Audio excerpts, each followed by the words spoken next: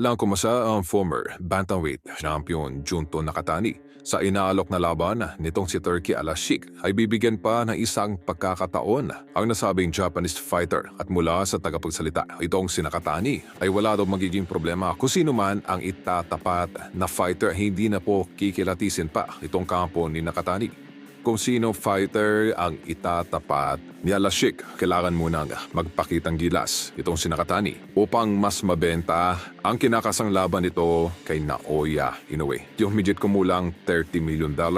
Nakabuang budget ang ipapaluwala nitong si Turki Al-Sheikh upang magmaterialis lamang ang laban nitong si Inoue kontra Nakatani. Kung magabi ang isang marketing strategy, ay kailangan po muna nga pakitang gilas o magkaroon ng isang huling knockout win.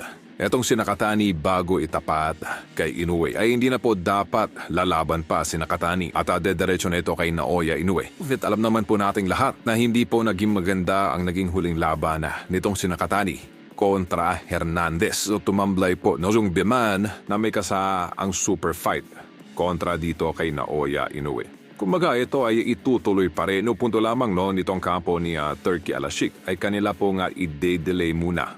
Ang naturang mega fight, kailangan muna nga magpakita pa ng isang dominating pagkapanalo. Itong si Nakatani, bago tuloy ang i-match up, ito sa tinaguriang The Japanese Monster Naoya Inoue. Isa itong sina Luis Neri at Janriel Casimero ang siyang pinagpipilian ng Saudi promotion na may mga knockout power na ipang tatapat dito kay Nakatani. Medyo alanganin po itong kampo ni Janriel Casimero.